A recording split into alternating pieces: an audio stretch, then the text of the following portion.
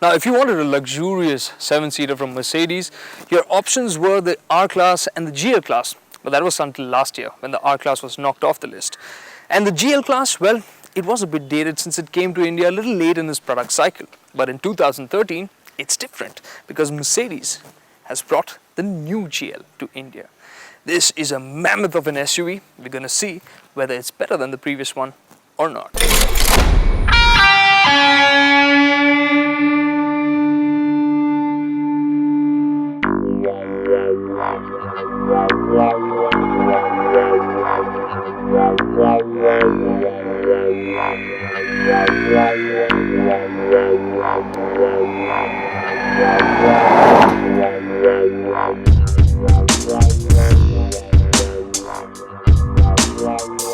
Well, basically, everything is new.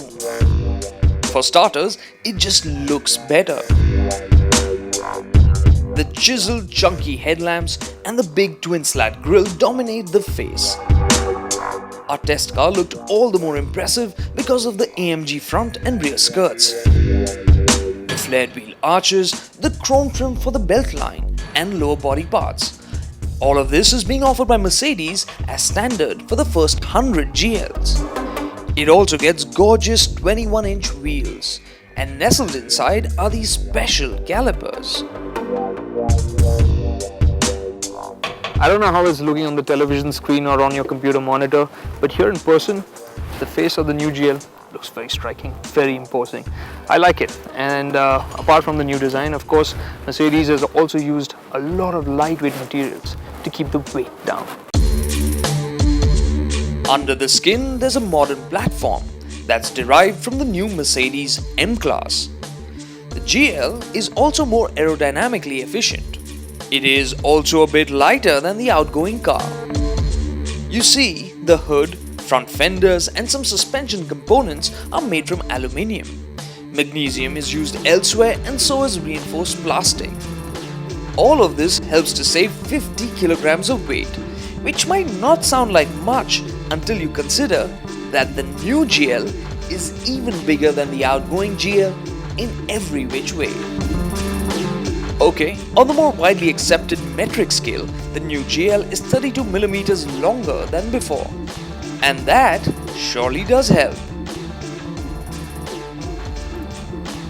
Now, one benefit of the GL's massive length is that even with the third row of seats up, you have decent luggage room here to store luggage in.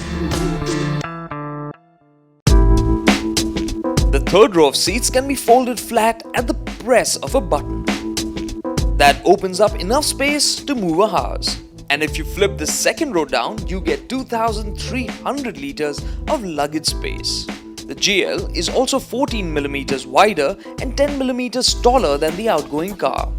From the side, the sculpted surfaces try to mask its size, with some amount of success.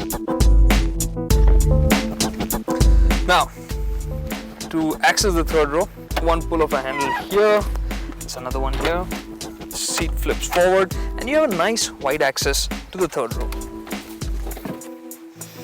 Now, let's see. Well, you know what? For a third row, surprisingly good under thigh support. Headroom is very good. Legroom is pretty nice too. Actually usable third row of seats even for adults, with the only exception being if you're a 6-footer or plus. Now let's move to the middle row. The seats offer great under thigh support. And there's just no shortage of room no matter how tall you are. Sitting 3 abreast won't be a problem either. The front seats are just as impressive. The powered seats can show you just how much room there is. Feels like I took an elevator to go up a couple of floors. Knee room is also massive, and the seats can be adjusted to suit just about every need. Although, what helps to lift the ambience is the new interior design. So no big surprise in terms of what you're seeing in terms of design. We've seen this on other Mercedes recently and it's just been scaled up for the GL. But all in all, definitely a big step up from what we've seen earlier in the GL, and looks very premium. This brushed metal finish and all these chrome trimmings really give it a very nice and upmarket look. The GL also comes with a lot of equipment. There's 3-zone climate control, fully powered seats as we've seen, and panoramic sunroof for all 3 rows. That really does make the cabin feel airy. The cabin design does have other benefits for the driver. Now first, when you get inside this car, you are going to balk even at its size. Driving it requires you to slow down through gaps that you normally just zip through. You just want to make sure that this doesn't touch any part of it, right?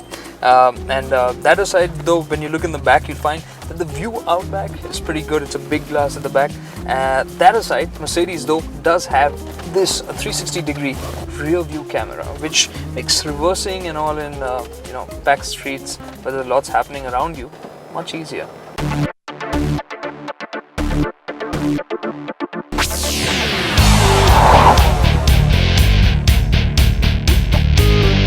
Now the 3-liter V6 motor is something that we've seen many times before, but now it has been updated with more power and torque. As we have seen with the M-Class, the motor now makes 255 bhp and has a massive 63.2 kilograms of torque. And Mercedes claims it is developed at 1600 RPM.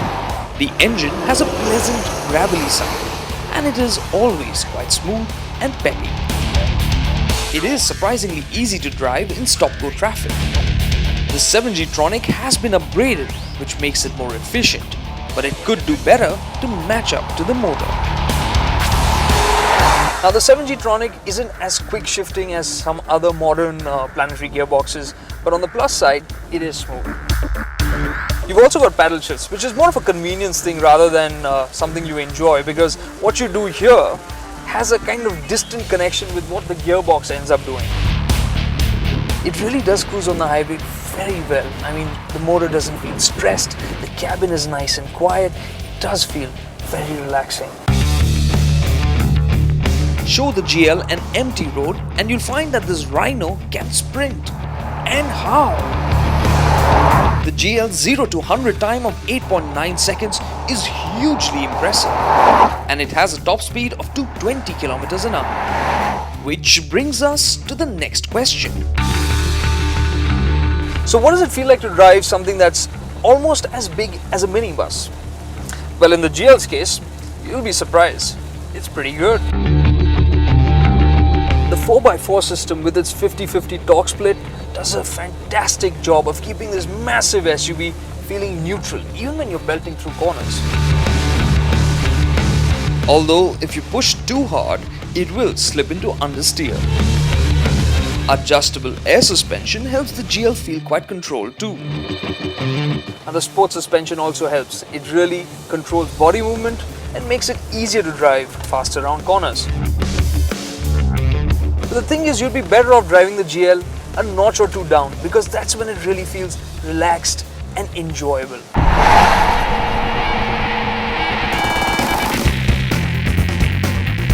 What's abundantly clear is that the GL is not a Porsche Cayenne in terms of driving experience. Nonetheless, the GL can be very impressive as long as you drive it at 70 to 80% of its ability. Now the GL is best enjoyed driven a couple of notches down, because you know what, when you get a gap, it's kind of hard to get something this big to squeeze through. And then the second thing is, when you gotta shed speed quickly, even though it's got good brakes, you end up feeling the 2.5 tons of curb weight. You just can't ignore that. Instead of giving your adrenaline glands a workout, the GL prefers to relax your heart rate. The hushed cabin and great straight-line stability mask speed very well. The GL's adjustable air suspension lowers ride height by 15mm at highway speeds and also levels the ride height depending on the load.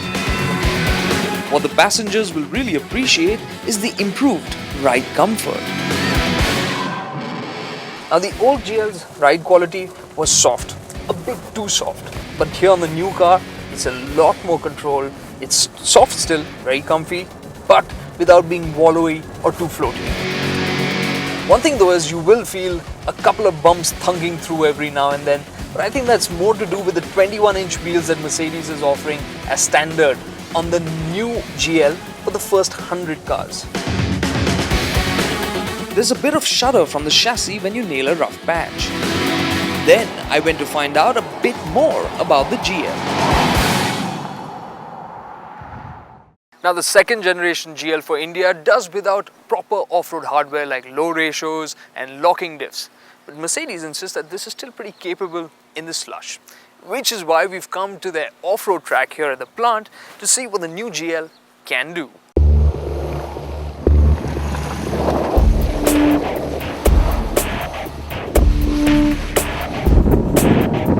With the hardware available to it, the GL prepared for the off-road section. Air suspension increased ground clearance by 75mm. Then there are the electronic controls to help things along. Now before we hit the off-road track, let's raise the suspension. There's air suspension, can raise the ground clearance and descent control. And once we have the speed control, we can of course alter the descent control speed. I've set it to 3 kilometers an hour. It's impressive. Let's see. First is the axle twisters. So I don't have to touch the accelerator or the brake. We're just heading down. Automatic speed control. I just need to steer.